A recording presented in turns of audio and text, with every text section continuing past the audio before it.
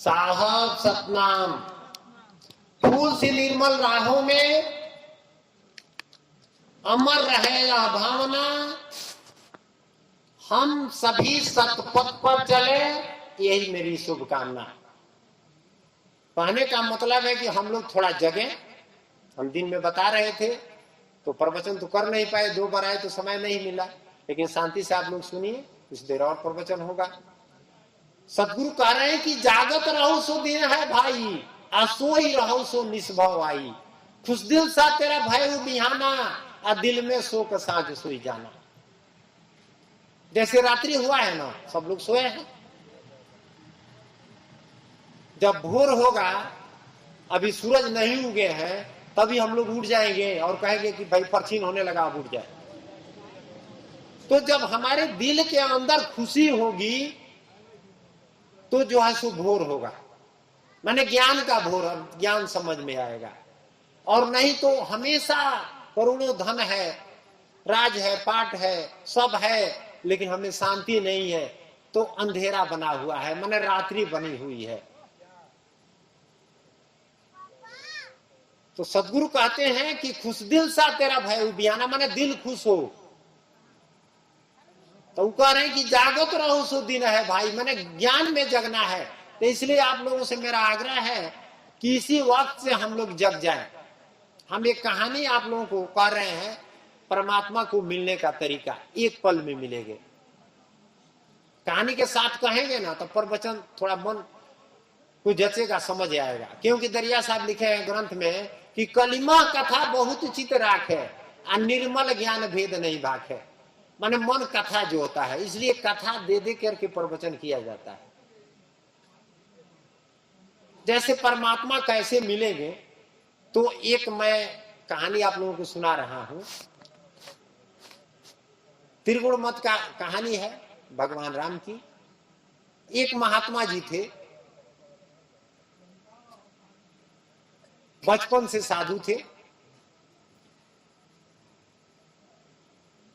मठ बना करके अपना रहते थे, विधिवत पूजा पाठ करते थे भगवान राम का, विष्णु भगवान का।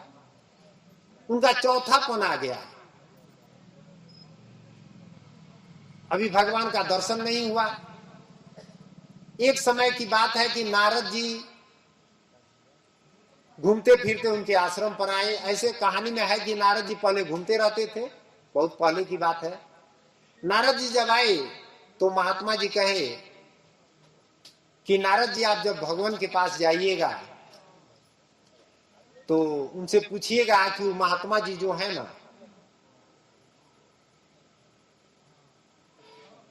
वहां पर जो रह रहे हैं, उनके आश्रम पर एक इमली का पेड़ था, तो इमली के पेड़ तक तो उनको आप कब दर्शन देंगे। तो नारद जी कुछ दिन के बाद गए भगवान के पास और जाकर के पूछे कि भगवान महात्मा जी जो है फलाने जगह बड़ा विधिवत आपका पूजा पाठ ध्यान करते हैं, आप कब दर्शन देंगे उनको। तो भगवान कहे कि नारद, जिस तरह से वो पूजा करते हैं हम दर्शन देंगे, पहला बात है कि देंगे, लेकिन जिस तरह से कर रहे हैं उसी तरह से करते रह गए ना, तो इमली के पेड़ में जितना पत्ता है ना, उतने 1000 बरस के बाद देंगे। अब नारद जी बात सुने तो आश्चर्यचकित हो गए, इमली के पेड़ में कम पता होता है और उतने 1000 बरस के बाद, बताइए। तो नारद जी को सोचे कि भाई तो अजीब बात बताइए, इतना दिन के बाद देंगे। तो नारद जी जो है सो समाचार कहने के लिए तुरंत नहीं गए। ऐसे कुछ बरस बीत गया घूमते फिरते, फिर जब गए आश्रम पर तो महात्मा जी को तो याद था, क्योंकि कोई किसी से प्रश्न पूछा रहता है तो उसको ध्यान रहता है कि वो आएंगे तो हम पूछेंगे। तो जब नारद जी गए तो महात्मा जी कहे कि महाराज बताइए, भगवान से पूछे हमारा प्रश्न, कुछ कहे भगवान। तो नारद जी कहे कि क्या कहे, तो आप पूछे कि नहीं पूछे। तो जो है सो महात्मा जी बात कहे तो नारद जी कहे कि हम पूछे, तो क्या कहे भगवान, कहिए ना। व्याकुल होकर के पूछे, कहिए क्या कहे, देंगे दर्शन। तो महात्मा जी कहे हाँ देंगे। अब इनका हृदय खाली सुन लिए, जैसे कोई काम आपका माने कोई बड़ा काम हो, नहीं हो रहा है, कोई कहते हाँ हो जाएगा, हो चाहे नहीं हो, मन खुश हो जाएगा, हो ना जाएगा। हो रहा है या कोई कहे कि नहीं होगा, तो टेंशन बन जाएगा। तो महात्मा जी इतना खुश हो गए, कहे कि देंगे, हाँ देंगे। अब नारद जी कहे कि देंगे, लेकिन इमली के पेड़ में जितना पत्ता है उतने 1000 वर्ष के बाद। तो महात्मा जी कहें कि कितना ही दिन के बाद देंगे, ये तो निश्चित हो गया कि देंगे। अरे और किसी को तो निश्चित नहीं है, जैसा हम लोगों को कब परमात्मा मिलेंगे नहीं मिले कोई निश्चित है। हम लोग तो रोजगार है, आते हैं सत्संग में जाते हैं। दरिया साहब कहते हैं कि देश दावा का धंधा भाई, धंधा अपनाने से नहीं ना होगा, उस पर चलना ना पड़ेगा तब ना काम होगा। तो वही नारद जी कहे कि देंगे तो इतना दिन के बाद न देंगे। तो महात्मा जी कहते हैं कि अरे कबू देंगे ना, ये तो निश्चित हो गया। अब देखिए जब ऐसा महात्मा जी के अंदर हुआ तो तुरंत उनका दिमाग पूरे संसार से उलट गया और सिर्फ भगवान में लग गया। हाँ, जब लग गया भगवान में, सारा संसार विस्मरण हो गया एक पल के लिए। इतना ही देर में परमात्मा मिलते हैं। दरिया साहब कहें कि जुक्ति जाने तब मुक्ति सदा है, जब चाहे तब पावे।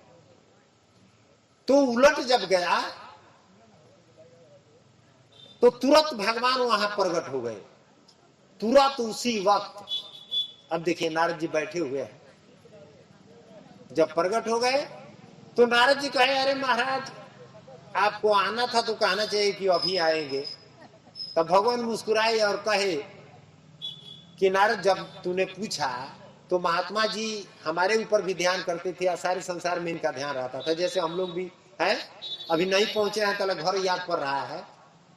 यहाँ दरिया साहब कहते हैं कि वही बेहोश मस्त मतवारा, छूट जाए भवरूज परिवारा, मन से छोड़ दीजिए तब न परमात्मा मिलेंगे। तो वही कहे भगवान की इस वक्त महात्मा जी पूरा संसार छोड़ करके हमारे ऊपर सिर्फ इनका ध्यान है, सिर्फ मैं ही दिख रहा हूं। तब जब संसार से कोई उलट जाता है और हमारे तरफ ध्यान देता है तो मैं तुरंत मिल जाता हूं। दरिया साहब भी कहे हैं, दरिया साहब कि उलट जीव जब पीव पर लागा तो उलट पीव तब जीव पर जागा। है ना ऐसा बात? हम लोग ऐसा करते हैं, उलटते हैं, इधर भी पकड़े हैं इधर भी पकड़े हैं। कटहर के लाशा के तरफ कहा जाता है एक भोजपुरी में कि प्रीत कहल जाला वो करा के जैसे कटहर के लाशा। कटहर के लाशा पर ऐसे हाथ रखिए ना आप, इधर से छोड़ाइएगा ना तो इस अंगुली में पकड़ेगा, इधर छोड़ाइएगा तो इधर धलेगा। वही दुनिया कटहर का लाशा है, छोड़ता नहीं है। तो वही भगवान समझाए कि जब जो जीव उलट जाता है तो मुझे तो आना ही पड़ता है, नहीं तो कई जन्म लोग आते जाते रहते हैं। और साहब भी कहे हैं तो उसी तरह से हम लोग जो है सो उलटना है। पुरैन पात पानी नहीं लागी, ऐसे जौन जगत से बागी। दरिया साहब ग्रंथ में कहे हैं ना कि पुरैन का पत्ता पानी में रहता है लेकिन ऊपर पानी सटता नहीं है।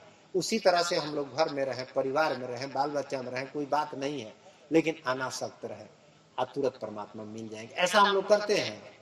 नहीं करते हैं। तो हम लोग ऐसा करें, इसमें कुछ लगेगा नहीं, न एक पैसा लगेगा, न एक डेग जाना है, न कोई काम आपका रुकेगा। गोस्वामी जी इसी बात पर रामचरितमानस में लिखे हैं कि कर से कर्म करो विधि नाना, लेकिन ध्यान रखो जहां कृपा निधाना। चौपाई तो हम लोग कर देते हैं, ग्रंथ का पाठ हो जाता है, अठजाम हो जाता है, लेकिन उस पर नहीं चलते हैं। तो दरिया साहब कहते हैं कि अब दु कहे सुने का हुई, जो कोई गुरु ज्ञानी होके सोया पद ही बिलोई। कहने सुनने से नहीं ना होगा। रोज हम प्रसाद चढ़ाएं तो बढ़िया बात है, चढ़ाएं और बढ़िया है, खुशी का बात है, लेकिन थोड़ा सा जग जाए, परमात्मा में मन रखें। दिल परमात्मा को देना है, आज संसार से हाथ गोड़ शरीर मिला है, हाथ गोड़ से काम संसार को करना है, लेकिन दिल में दूसरे को स्थान नहीं देना है। लेकिन हम लोग दिल में संसार को बसा लिए हैं, इसी से मुक्त नहीं होते हैं। देखिए हर जीव चाहता है मुक्त होना,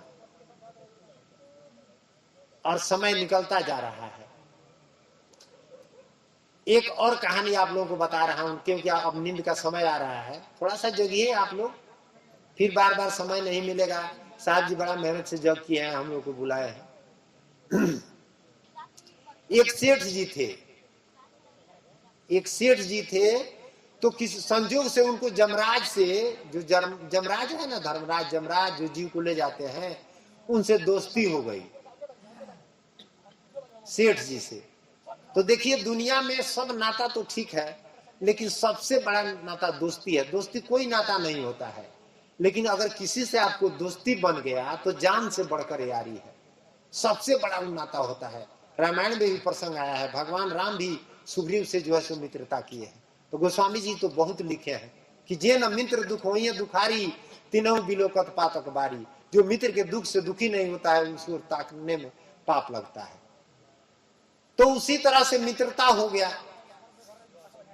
तो जब मित्रता हो गया तो सेठ जी कहे जमराज से कि मित्र आप तो किसी को छोड़ते नहीं है, माने जिसका समय पूछ जाता है तो आप तो उसका प्राण निकाल लेते हैं।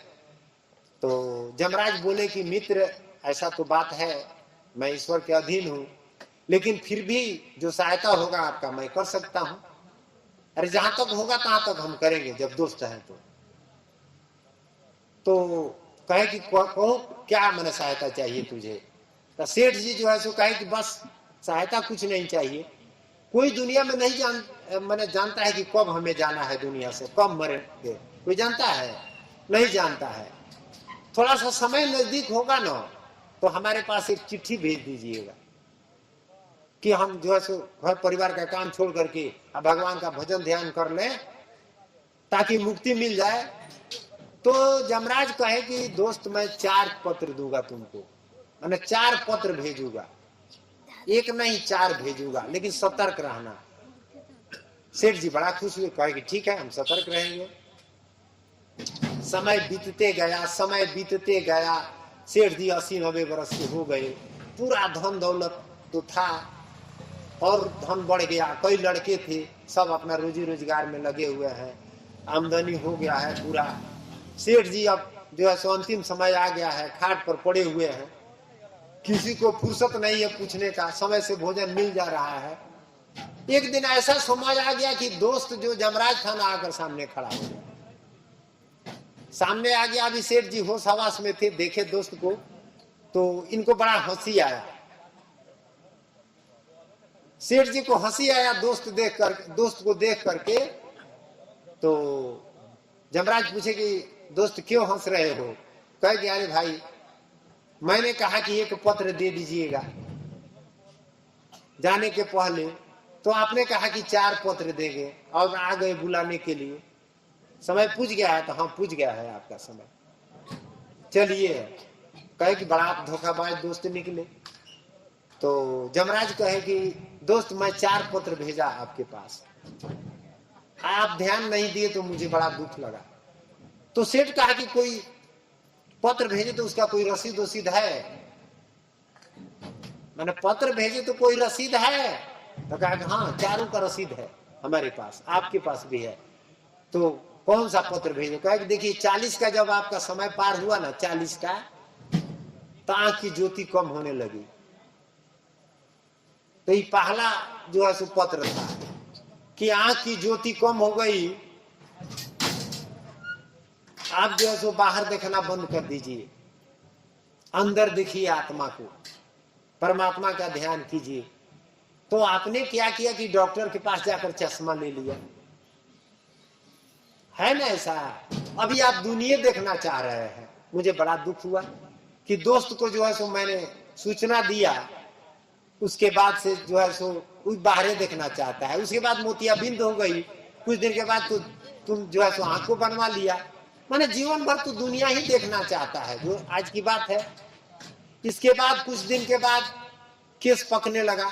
उसके बाद पहले 40 के बाद केस पकता था, इस समय तो 10 साल 8 साल का लड़का लड़की का पक रहा है, मैंने ऐसा खान पान है। तो वही कहा कि 40 के बाद उसके बाद केस पकने लगा। तो तूने क्या किया कि जाकर उसको रंगवा लिया। मैंने सूचना भेजा उस माध्यम से कि अब शरीर पक रहा है, अब अधिक दिन नहीं चलेगा, तुम भजन में लाग जाओ। जानते हैं मिलिट्री का नौकरी 20 से 40 तक होता है, 40 के बाद रिटायर कर दिया जाता है। चाहे कोई काम 40 के बाद तक, 40 से तक तो हम लोग चाहे संसार का काम करे चाहे परमात्मा का ध्यान करे, बुढ़ापे में होगा। दरिया साहब कहते हैं कि जब कहा तब किया न कोई, अब कहा जब पूंजी खटान। अब देखिए हम लोग आए हैं, सो गए ना, रात भर नहीं जगा जाएगा। इतना बढ़िया मौका है साहब, जितना खर्च किए हैं तभी हम लोग नहीं जगेंगे। संत भक्त बन गए और मुक्ति मिल गई है, भले पता नहीं है कि कहाँ जाएंगे। दरिया साहब कहते हैं कि कौन देश हंसा चली जाई, भोजल जल तो जगम गोसाई। पता है हम लोगों को कि कहाँ आत्मा जाएगा निकलेगा, तो पता करने के लिए हम लोग आए हैं और इसमें सो गए। अरे सब लोग चल गए, जो बचे हैं वो भी जगे, उठे बैठे। बार बार मौका नहीं मिलेगा, एक शब्द समझ में आएगा, मुक्ति हो जाएगी।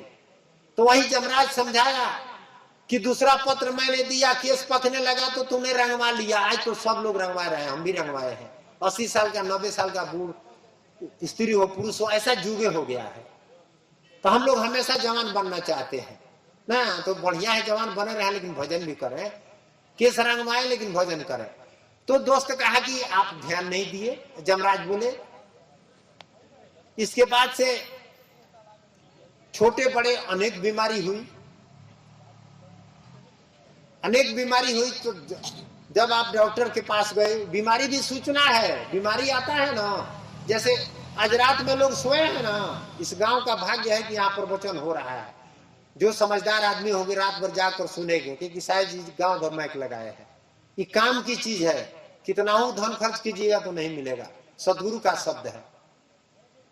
तो जो है सो छोटे जो भी बीमारी होती है ना, जैसे आधी रात को सब हम लोग सोए हैं, अगर हमारे घर चाहे आपके घर किसी को इमरजेंसी बीमारी हो गया तो क्या करेंगे? उसी वक्त गाड़ी में मंगाएगी, नींद आएगी?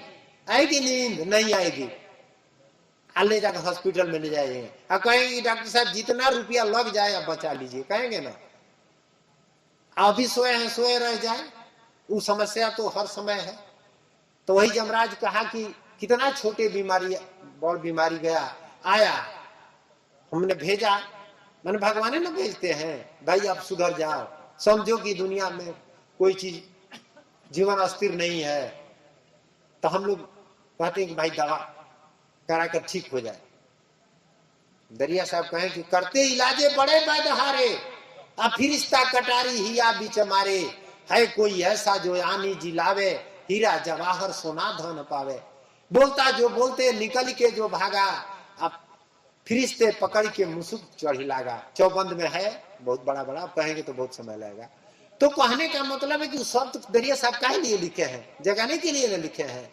हम लोग सोए हुए हैं। अब इसी तरह से वो कहे कि हम एक, हाँ उसके बाद से जो है सो कहे कि दोस्त तुम्हारे मुंह में दांत है?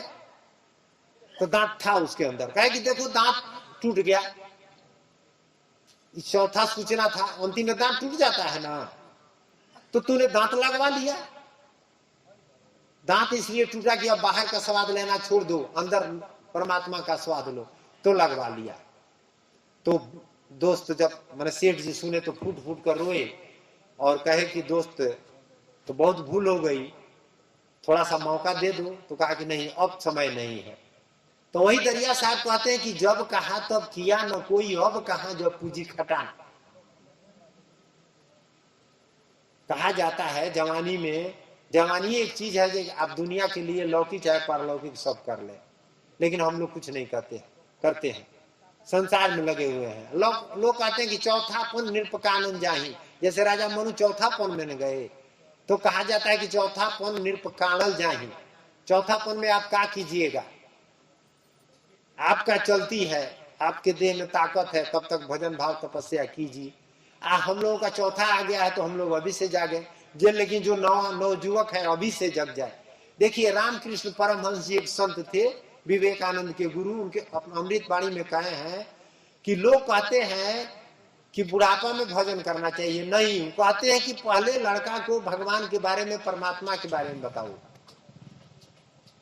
माने वो त्रिगुण मत के थे, भगवान राम के भक्त। तो कहते हैं कि जब भगवान के बारे में जान जाएगा तो जो काम होगा भगवान का पूजा होगा। जैसे बताया गया है, गोस्वामी जी तुलसीदास जी रामचरितमानस में लिखे हैं कि सिया राम हम सब जग जानी, करो प्रणाम जोड़ जुग पानी। माने पूरा संसार सिया राम है, कहे है ना, बात भी सही है। जैसे राम जी ही सब में रमे हैं, रारा राम रमे सब माही, है ऐसा बात ना। तो जब सिया राम हम सबको जानेंगे, माने सब में, यहां तक कि महात्मा में, धर्मात्मा में, हित में, मित्र में, माता में, पिता में, भाई में, दोस्त में, पति में, पत्नी में, पुत्र में, यहां तक कि दुश्मन में भी वही आत्मा है। जब जान जाएंगे तो किसी के साथ हम गलती नहीं करेंगे। जो हम काम करेंगे वो पूजा होगा। मंदिर मंदिर पूजा नहीं होता है। पूजा क्या है? वर्क इज वर्कशिप इंग्लिश में कहा जाता है। काम ही पूजा है। माने हर आदमी अपना अपना काम करते हैं। दुनिया चलाने के लिए जो है, किसान खेती करता है, डॉक्टर डॉक्टरी करता है, नेता लोग अपना राजनीति करते हैं, बड़े बड़े अफसर है अपना पद जुगाते हैं। लेकिन सबका काम है सृष्टि को बरकरार रखने के लिए नियम अनुशासन रखना। यहाँ दूसरा हम लोग नहीं करते हैं, गुलामी कर रहे हैं। तो ये गुलामी करते हुए आज जो है सो हम समझे कि सब आत्मा एक है, सब परमात्मा यानी राम का अंश है। राम का अंश मन है। देखिए इसमें भी भेद है। जैसे रामायण में आया है कि ईश्वर अंश जीव अविनाशी चेतन अमल सहज सुख राशि। देखिए दरिया साहब के ज्ञान में और संसारी ज्ञान में थोड़ा सा अंतर है। अभी तो सब मिली जुली चल रहा है। जब फ्रेश होगा ना तो जैसे ईश्वर का अंश जीव नहीं है। दरिया साहब कहते हैं कि ईश्वर राम है, निरंजन का अंश ही मन है जो हम लोग में है। सबके अंदर है, मन है और वही मालिक है, वही राजा है। और ये जीव है परमात्मा का अंश, दरिया साहब का अंश। सुकृत अंश सकल संसारा, हम हैं सुकृत मम जीव वही, दरिया साहब कहते हैं। तो इस भेद को हमें समझना है और दोनों हम लोग साथ में हैं। देखिए राम लक्ष्मण सीता तीन आदमी है ना, तो राम मन है, लक्ष्मण जो है सो जीव है, आई सीता माया के द्वारा ये शरीर बना है। दरिया साहब कह रहे हैं कि आगे राम है, पीछे लक्ष्मण, बीच माया परधाना, माने बीच में माया है और हर आदमी के साथ है। तो सब इस शरीर से समझना है। एक परमात्मा इसमें नहीं है। एक शब्द में कहा गया है कि अबधू अंधा धुंध अंधियारा, कोई जानेगा जानन हारा, माने चारों ओर अंधेरा ही अंधेरा है। या घट भीतर बनयर बस्ती, माने यही में झाड़ पहाड़ा, माने जितना वन बस्ती देख रहे हैं सब में है। या घट भीतर आई लेत है राम कृष्ण अवतारा, माने इसी शरीर में आकर लेते हैं। या घट भीतर ब्रह्मा विष्णु शिव सनकाद अपारा, ब्रह्मा विष्णु शिव इसी में है। या घट भीतर,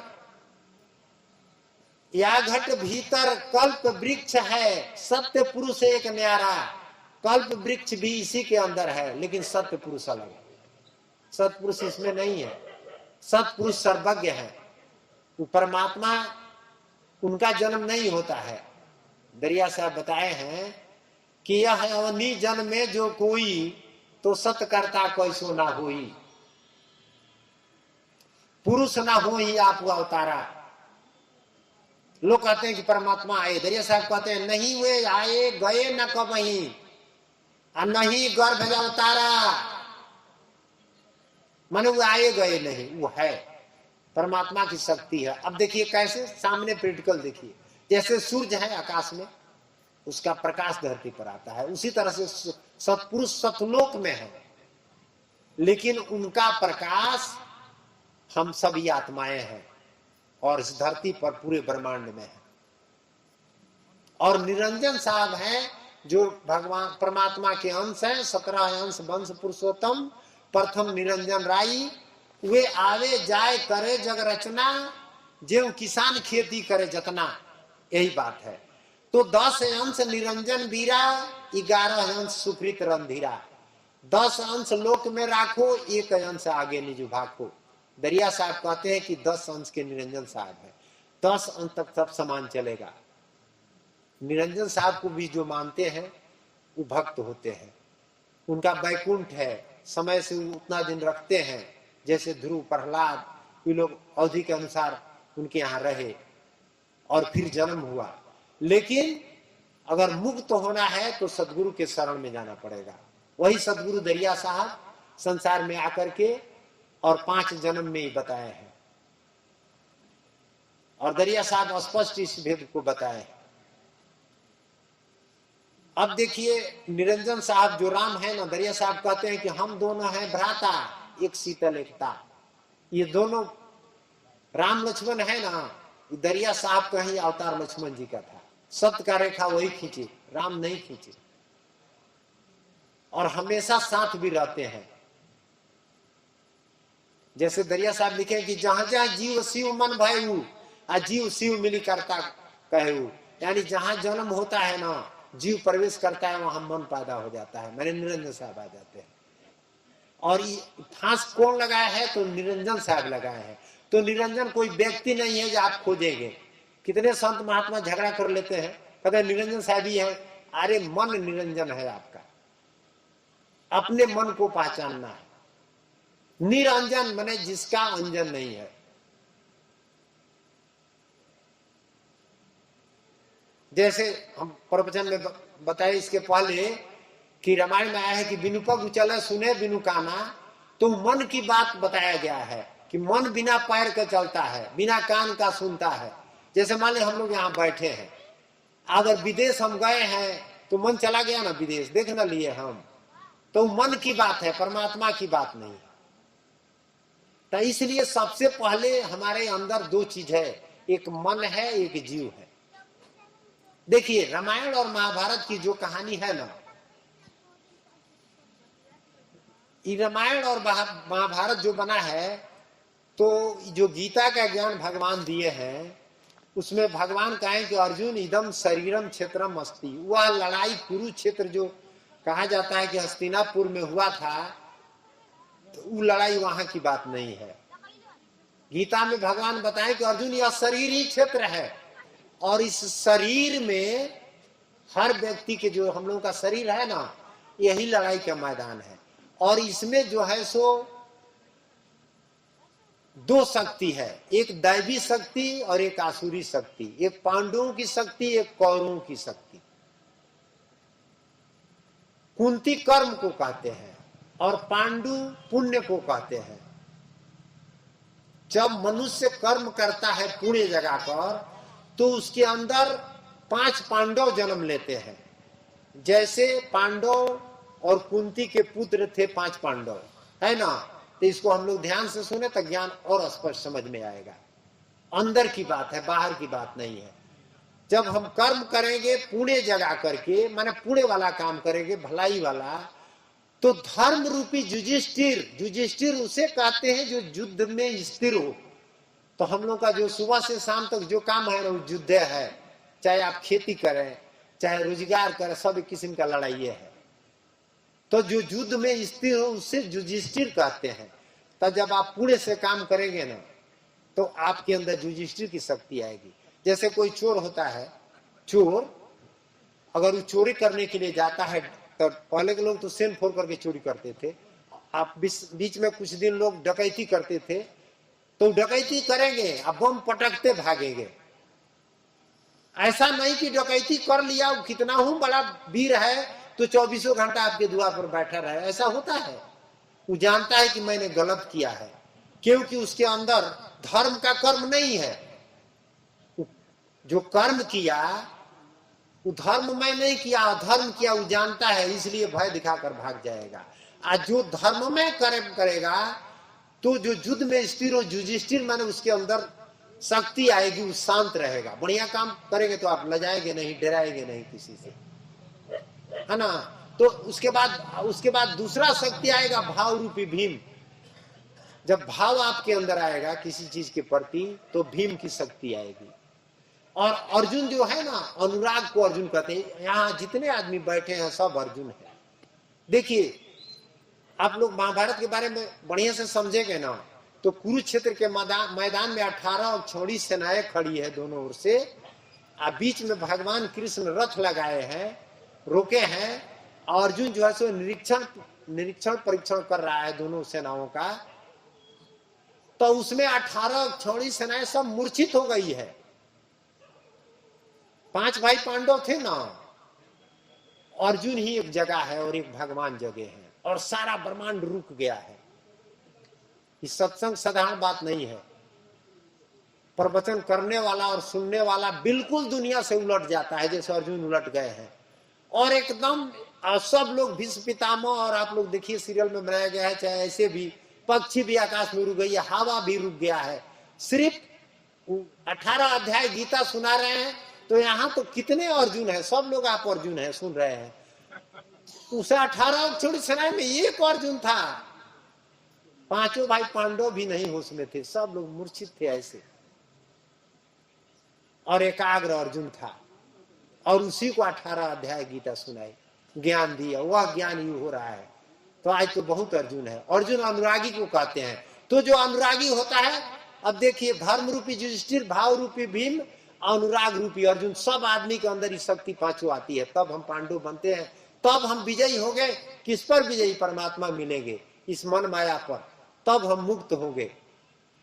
तो भाव रूपी भीम, नकुल रूपी, अब नकुल रूपी जो है सो नियम, एक नकुल थे, बहुत लोग नियम पर चलते हैं, आज तो हमारे समाज से नियम चला गया है, गुरु चेला का वैल्यू खत्म हो गया है, बाप बेटा का समाज में नहीं है। पहले मैंने इतना हम लोग लजाते थे अपने माता से, पिता से, चाचा से, भाई से, गांव से, आज छोटे छोटे बच्चे हैं, कितना कोई बड़ा आदमी हो, अब सब बोलते देर नहीं लगता है, व्यवहार भी बदल गया है, मैंने नियम खत्म हो गया है। संत महात्मा में भी हम देख रहे हैं, गुरु चेला में भी नहीं पट रहा है, जो है सो किसी में नहीं पट रहा है। मैंने नियम देखिए, अनुशासन देश को महान बनाता है ना, ऐसा नियम से ही ना देश चलता है।